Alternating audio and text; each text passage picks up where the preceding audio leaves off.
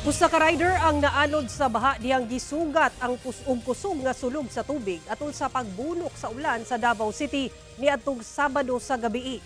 Pipila ka lugar sa syudad sab ang nakasinati og baha, busa nagpatuman gilayon og preemptive evacuation ang mga otoridad. Ani ang report ni Argil Relator. Stranded ang mga motorista sa Bandera Española Street, Purok 10A sa Barangay Mintal, Davao City tungod sa kusog na sulog sa tubig baha sa kalsada. Dihang nibundak ang ulan alas 7 Sabado sa gabii. Mipugos kining rider nga mulusong sa baha.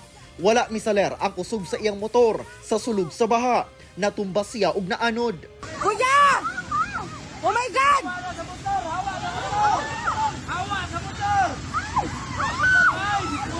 Tumba, motor lanod! Motor lanod! Gol! Gol! Allah, patay na!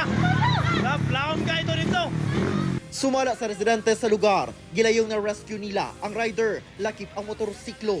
Maayo na lang kaya nasangit ang motor sa PC. May gani kay ang akong broiler, akong gihigtan ang iyang kulungan, sir. PC na mo ko PC diya. Gwapo pa na nga PC na gibabag na ko diya kay maanod man broiler na ko, manok. Di, nakatabang siya ha, kay kung kuhan, lukot siya ng alambre siguro, babaer.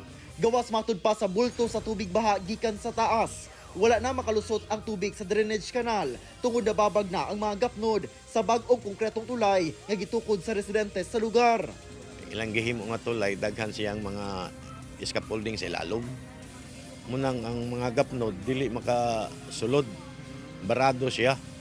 Mutong ang tubig nag-overflow. Sa miaging bulan lang, gibaha sab sila nga may resulta sa pagdadanyos sa parte sa konkretong creek sa lugar.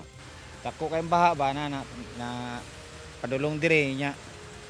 Di na kayanan sa pader, tanggal. Sa Golden Shower Street, halos miabot na sa hawak ang level sa tubig baha. Sa Purok 20 San Roque sa susamang barangay, may tirik sa dalan ang pipila ka mga sakyanan nga may sugat sa kusog na sulog sa tubig baha.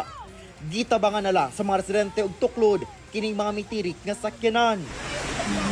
Miabot sab hangtod tuhod ang level sa tubig baha sa Mintal Tugbok Road.